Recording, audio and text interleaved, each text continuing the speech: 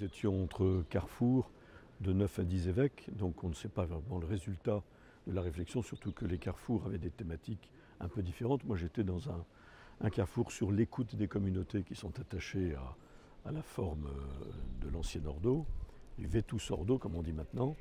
Je crois qu'il y a quand même, d'une manière générale, tel que je le perçois, il y a une volonté de pacification chez les évêques, qui ne sont pas partisans de positions trop abruptes, généralement.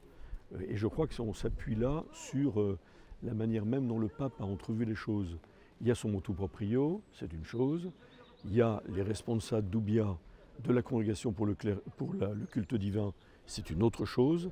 Parce que si vous remarquez bien, le pape avait fait très attention, comme il a dit au cours d'une visite ad limina des évêques de France, qu'il avait limité dans le motu proprio à la question de la messe et non pas des autres sacrements.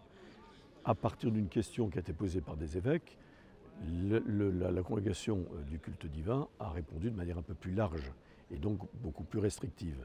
Mais je crois qu'aujourd'hui on est un peu dans l'attitude que le pape nous donne souvent. D'ailleurs il l'a redit par la bouche du cardinal Parolin dans le message qu'il nous a adressé au début de l'assemblée plénière, en nous disant eh bien il faut une écoute paternelle de ses fidèles et il faut donner du temps. Ce qui veut bien dire que le pape nous appelle à un processus de croissance, comme il le dit souvent, et il nous appelle au discernement. D'ailleurs, un des évêques lui avait posé la question au cours d'une des visites ad limina en disant moi j'ai envie d'adopter plutôt l'attitude que vous nous préconisez dans Amoris Laetitia, qui est accueil, écoute, discernement, intégration.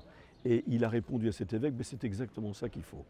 Donc ça veut dire qu'on n'est pas acculé à un motu proprio qui devrait s'appliquer tout de suite de manière drastique.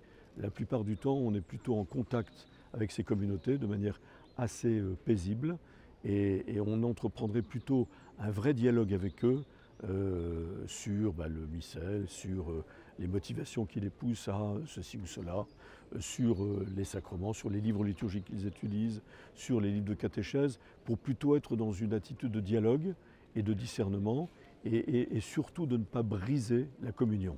Je crois que, comme on le sait, le motu proprio a été motivé par le pape François comme celui précédent du pape Benoît XVI, par une question d'unité et de communion qui peut être blessée de part et d'autre.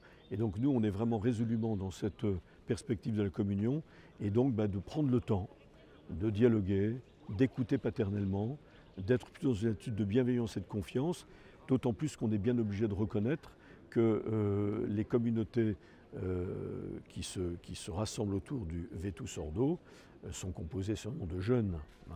On voit quand même que les jeunes qui ne sont pas forcément tombés dans la marmite quand ils étaient petits sont quand même attirés et il faut comprendre quelles sont les motivations qui sont derrière et pas tout de suite soupçonner, casser, briser, être tellement dans l'interdit qu'on va provoquer encore plus d'expansion du phénomène. Il faut quand même savoir que cette année, Avigradsbald, qui lui bénéficie d'un régime un peu particulier de faveur, puisqu'ils ont obtenu du pape un décret qui leur permet d'utiliser tous les livres liturgiques, y compris le rituel romain et le cérémonial des évêques, le cérémonial pontifical, dans les églises où les évêques le permettront, ou dans leurs églises et chapelles ou leurs paroisses personnelles, eh bien on est obligé de reconnaître qu'à Vigrasbach, jusqu'à présent, il y avait 4-5 Français qui rentraient chaque année. Cette année, ils en ont eu 15. Tout ça nous indique quelque chose. Quand on voit les jeunes familles qui ne sont pas nécessairement tombées dans la marmite quand ils étaient petits, adhérer, suivre, sans aucune opposition, contestation, et de la messe de Paul VI et des évêques de leur diocèse, nous invite quand même à une réflexion plus approfondie que des mesures draconiennes.